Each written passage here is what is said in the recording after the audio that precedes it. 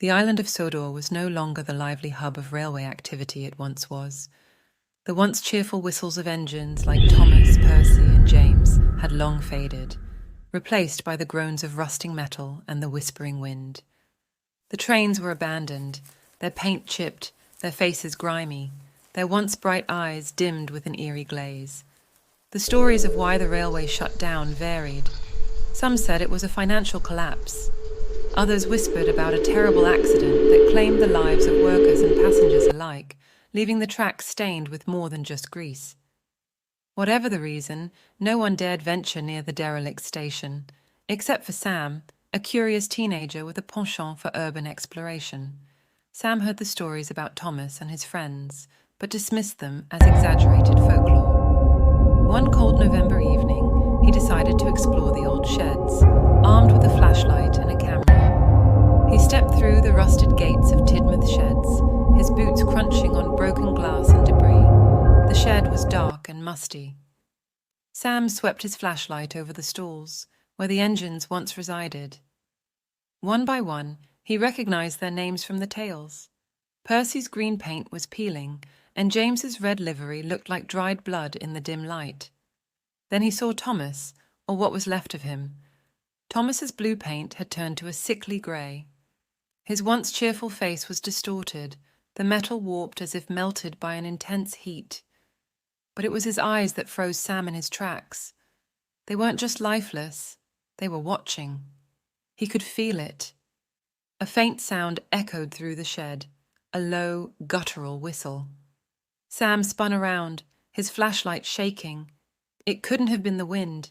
It sounded too deliberate, too alive. "Who's there?" he called out, his voice trembling. A slow, metallic creak answered him, followed by a grinding noise as if wheels were scraping against rusty tracks. Sam turned back to Thomas, and his heart sank. Thomas had moved. Only slightly, but unmistakably. His front wheels, which were corroded to the tracks moments ago, now pointed slightly to the side. "No way," Sam whispered, stepping back. The whistle came again, louder this time. It was joined by another sound, a chilling, hollow laugh. Thomas's face twisted further, his mouth curving into a deranged grin. His eyes rolled in their sockets, locking onto Sam. "You shouldn't have come here," a voice rasped. It wasn't human. It sounded like steam escaping from a boiler, distorted and unnatural. Sam bolted for the exit, but the tracks under his feet began to shift. Rails bent and twisted like serpents, blocking his path. Behind him, Thomas began to move, his rusty wheels shrieking as they forced themselves into motion. "You left us here to rot," the voice hissed again. "Now, you'll join us." Other engines began to stir in their stalls. Percy's face cracked open, revealing rows of jagged, metallic teeth. James let out a blood-curdling scream as his body split apart, glowing with a fiery red light. They moved toward Sam, their movements unnatural and jerky, like marionettes controlled by a malevolent force. Sam's flashlight flickered and died. In the darkness, the sound of wheels grew louder, accompanied by the hissing of steam and maniacal laughter. The last thing Sam saw was Thomas's face looming over him, his mouth wide open as if to swallow him whole.